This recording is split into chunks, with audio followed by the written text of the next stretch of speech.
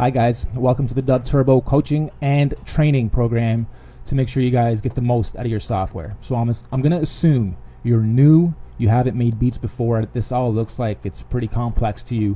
We're going to break it down for you in a bunch of smaller videos. You more intermediate and advanced guys, just try to scoop along and follow what you need to pick up so you understand where the basics are. It works like most other DAWs, but for those that haven't used one before, I'd like to just go over this quickly in this first video to show you the most important aspects of this. Up here is pretty self-explanatory. It's your BPM. Right now it's at 120, and if we turn our metronome on, which is right here, you'll get a tick. If I press play right now, you'll hear a tick at 120 BPM. Okay, it's over a blank canvas, nothing's in there. That just gives you sort of a metronome to follow and bob your head to figure out how fast you want your beat. Right here are your most important tools: your arrow, your pencil, your eraser. These other buttons don't worry about for now, and these are also self-explanatory. We'll go into them in a moment. However, for now, I'm going to make sure you understand that this pencil is really important, and then over here on the right side of the buttons, these are your bars. Might be hard to see, but right now it's at a bar count of 2, and that's what we'll work with to start so you understand how to work all this. First thing I want you to do, click on your pencil tool, and on a drum track, which is numbers 1 through 4, which are changeable, but don't change them. Don't change nothing here yet. Just simply drag or grab your pencil tool and drag 2 bars by clicking, holding, and dragging your left mouse button. Just click, hold, and drag all the way through. You now have 2 bars to play with on a drum track. And what I want you to understand is, on a drum track, once you lay something, click on the bars you just created. If you click edit, you will get our drum editor or our sampling sequencer or our little MPC lookalike, whatever you want to call it. It's very intuitive, but I want you to understand that it's pretty simple. From here to here is 10 layers of sounds. Those sounds are right here. Right here are all your different drum kits, and you can add more and import your own samples, which we'll go through in another video. So right here we can just choose a quick, let's say R&B. Say we don't like it, choose R&B 2. Don't like it, punches. There's also kits here that aren't just drums, but also fills, effects, like this one here, punches. Okay, so a bunch of wicked samples that have all been customized just for DubTurbo. Nothing here has been scooped or taken from Google or anything. We made all these in-house, altered them, affected them, stereo imaged them, so all the drums are wicked. It'll be easy for you guys to build the beats and make them sound really professional right from the start because you're working with wicked samples. So here, what we'll do is same thing. These 3 buttons or tools are the most important of this screen. You can change your tempo here too. You can turn your metronome on or off. It's universal, so if you do click it on here, or if you change the tempo here, let's say we go down to... What you heard there was me pressing the keyboard and it triggered our sounds. So I'll point that out right now. 1 through 10 on your keyboard that you type on, okay, is... So before you even lay anything down, you can kind of even turn your metronome on, let that play. 1, 2, 3, 4, just start.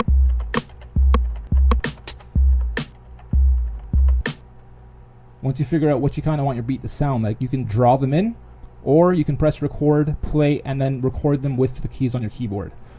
Just loop it once, let it go through once. 1, 2, 3, 4, 1, 2, 3, and here we go.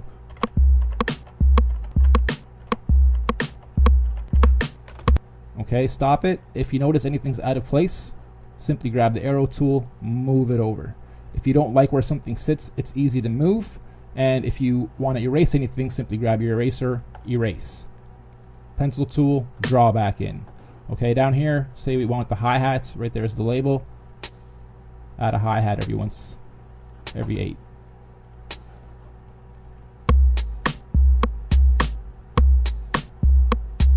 Very simple. Turn the metronome back off and... Okay, now what we'll do is change up this drum kit live. Say we want to see how this pattern sounds just with a different kit. Kind of sounds weird. Change that again. Sick. Nice and deep and dirty. Drum and bass. Okay, let's go back to Dirty South. This one sounded nice. We'll close this up. We'll do the same thing on layer 2. Okay, draw your pencil, draw in 2 bars by clicking, holding, and dragging. Let go. Click back on your arrow tool. Click on the bars. click edit. One thing I haven't shown you yet is this P. Before you even click edit, you can click P and it'll pull up this same kit source from here in a separate panel. So let's close that, and this is what you'll get.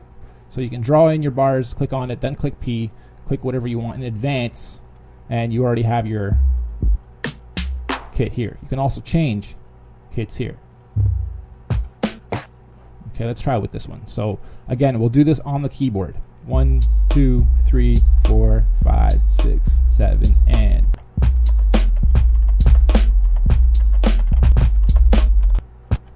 now we can click on the bars, click edit, and see what we just laid. There's what we just laid live with using the keyboard we used. If anything's out of whack, again, simply just snap them into place if you know they're off. And now we have 2 layers of drums going over each other, which is really nice in DubTurbo, and you can change the volume of each here. So these 16 layers are all these 16 layers. Important to understand.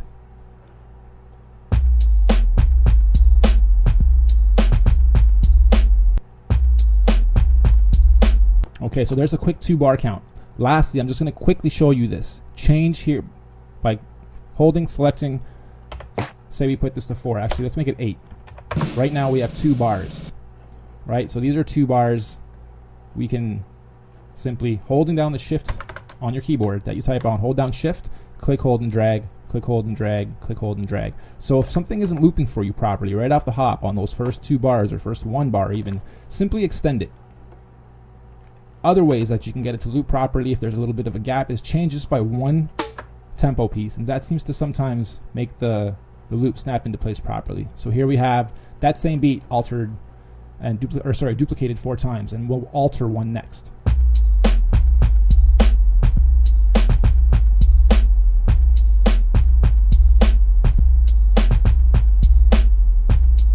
Alright, so now I could be doing a little hip-hop freestyle over this, be prepping some ideas in my head for what to use for the keyboard.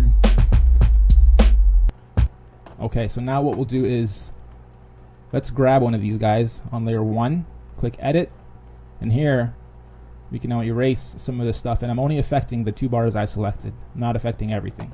So here we can, on the last,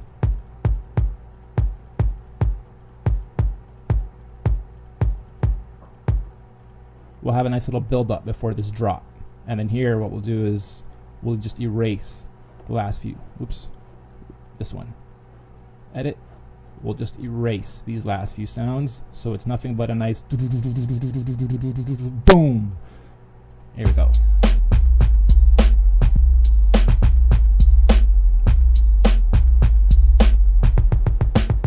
Yeah, I've always been charismatic and tall, jaded, dramatic, and bald. Double this, manage them also while choose proof. Rather spit falls about how I'm gathering arsenal, and after your car explodes, I'll drive through on cruise. So there it is, nice and simple beat building. We'll go into the next video, which will talk about the keyboards. Peace.